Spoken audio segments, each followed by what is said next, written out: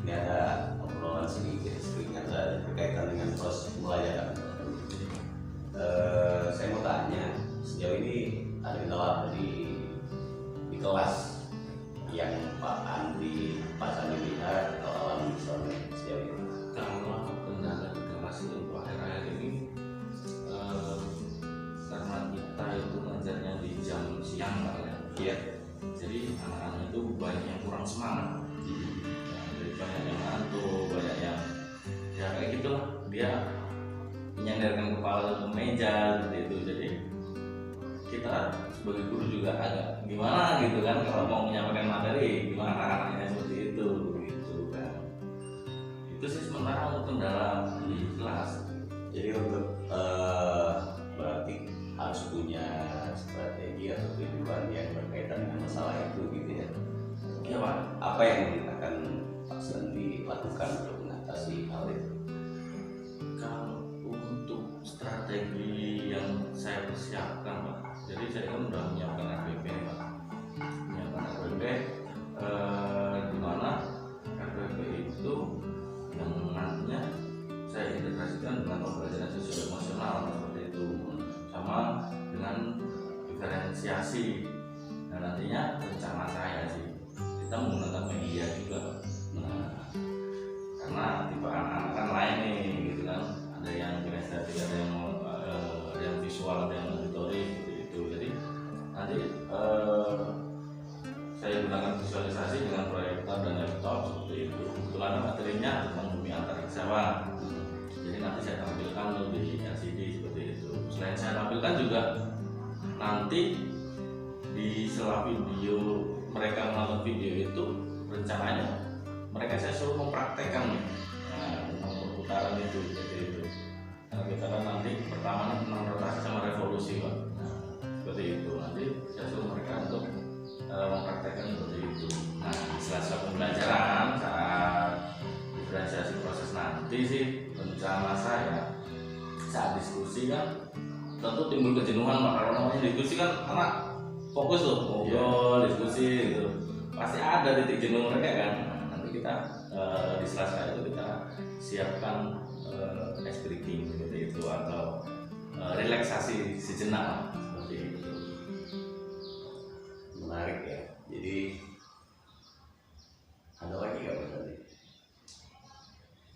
Kalau untuk penugasan kedepannya sih, nah, nanti kan untuk penugasannya kan tentang dampak daripada rotasi dan revolusi itu Pak. Nah nanti anak-anak itu mungkin saya sediakan wadah aja sih Pak, bagi yang mereka yang punya keahlian di bidang video gitu kan, sinematik atau lain sebagainya, ya saya kasih ruang ke sinematik gitu. Kalau yang memang hobinya menggambar nih, ya udah saya nggak masalah seperti itu. Jadi sesuai dengan minat mereka sih gimana gitu dari kelompok itu masing-masing. Nah nanti tetap setelah itu presentasi. Dari strategi itu apa sebetulnya tujuan pembelajaran yang ingin Pak Sandi capai? Kalau dari tujuannya, karena materi kita di tadi Pak, bumi antariksa tadi, untuk tujuannya saya harapkan sih nanti dengan kegiatan pengamatan video dan juga demonstrasi dari anak-anak itu seperti itu dapat menghubungkan dampaknya, dampak dari rotasi dan revolusinya tadi seperti itu. Terus yang selanjutnya sih dari kegiatan nanti diharapkan kan ada di proses diskusi tadi Pak. Iya. Jadi yang seperti saya bilang tadi ada penugasan seperti itu, diharapkan peserta didik itu dapat menghasilkan hasil karyanya itu tentang dari dampak rotasi dan revolusi. Oke, biasa ya. Jadi kurikulum Merdeka ini kan ada yang namanya P5 kan? Iya. Kalau dikaitkan dengan P5 itu maksudnya mana menurut Pak Sandi? Kalau dikaitkan dengan P5, yang pertama itu saya ambil ke religius dulu Pak. Ya, tentunya kan kita sebelum belajar kan di RPP nanti yang akan saya serahkan ke Bapak nanti bisa dicek bahwasanya di awal pembelajaran kita berdoa dulu seperti itu. Karena ini juga berhubungannya dengan bumi antariksa, ini kan berhubungan dengan cipta jutaan puluhan Wah, ya kan. Nah jadinya bagaimana sih mereka mensyukurinya gitu loh, bisa tinggal di bumi. Nah bayangkan kalau mereka tinggal di Mars atau di mana gitu kan, nggak bayang loh kan gitu. Terus proses kreatifnya begini Pak, kalau proses kreatifnya di sini dari produk nanti yang dihasilkan ya, karena kita basisnya proyek, harusnya mereka nanti seperti yang saya bilang tadi Pak, jadi sesuai dengan minatnya mereka tuh, mau ke video-video, mau ke gambar-gambar, mau ke bentuk teks boleh silakan, ataupun dalam bentuk lainnya pun saya persilahkan. Kalau untuk mandirinya sih ya tentunya mereka dapat memahami materi itu dengan baik lah, harapan saya seperti itu Pak. Luar biasa ya, saya sangat mengapresiasi Pak Sandi untuk strateginya dalam pembelajaran ini. Untuk pelaksanaan yang Pak Sandi buat itu kapan akan dilaksanakan? Kalau pelaksanaan insya Allah kita laksanakan besok Pak. Nah, kebetulan ada jam sih besok, jam ke 6-7 kan. Nah, nanti kita Siang ya Pak? boleh lah Bapak, nanti kita ada kelas bersama-sama seperti itu. Besok saya itu memang dari pagi Pak Sandi, jadi sambil kita cek nanti saya minta TPP-nya ya, saya bisa sama-sama cek ya Pak Sandi ya. Siapa boleh. Luar biasa, saya sangat mengapresiasi Pak Sandi, sangat inspiratif bagi saya.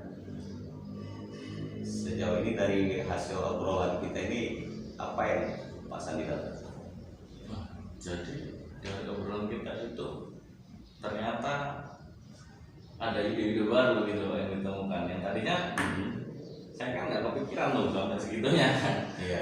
Ternyata menjadi dapat inspirasi baru gitu setelah ngobrol itu Pak. Dari yang pembelajaran yang mungkin bisa dibilang pasif lah Pak sebelumnya, kan jadinya kita modifikasi dengan PSE dan diferensiasi tadi gitu. Jadi luar biasa kita terinspirasi, dapat inspirasi baru seperti itu. Buka wawasan juga sih Pak ya tentunya ya, untuk pengembangan pembelajaran di sekolahan kita ini. Ya harapan sih untuk kedepannya saya sih lebih baik lagi dalam proses pembelajaran di kelas-kelas nanti. Luar biasa Pak Sandi, terima kasih waktunya. Mudah-mudahan besok kita ketemu dengan keadaan sehat walafiat. Kalau ada jam lagi boleh silakan. Terima kasih banyak waktunya sekali lagi. Saya selalu oke.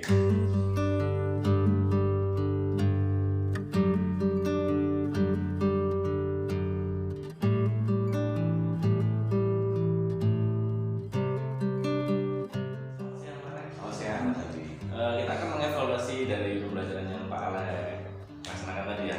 Nah, jadi menurut saya sebagai supervisor sangat luar biasa sekali. Terima kasih pembelajaran yang Pak Ale sampaikan, sangat luar biasa sesuai dengan tadi rancangan pembelajaran yang sudah Pak Ale di awal. Pak Ale sudah melakukan doa dan lain sebagainya. Pokoknya tuntutannya sudah sesuai seperti itu. Nah ini Pak, dari proses pembelajaran yang Pak Ale lakukan tadi, kira-kira apa yang masih menjadi ganjalan atau apa yang masih menjadi unek-unek atau yang masih ada hal yang masih kurang yang membayangi Bapak?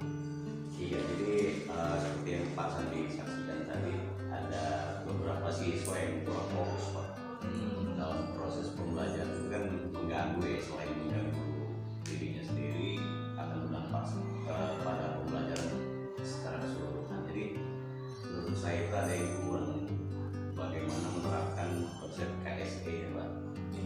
Jadi mungkin butuh apa ya, saya harus mencari referensi ya, mencari referensi bagaimana, mungkin harus mencari salah satunya mungkin semacam SBK yang menarik, mungkin akan dibedakan antara jam pagi, siang atau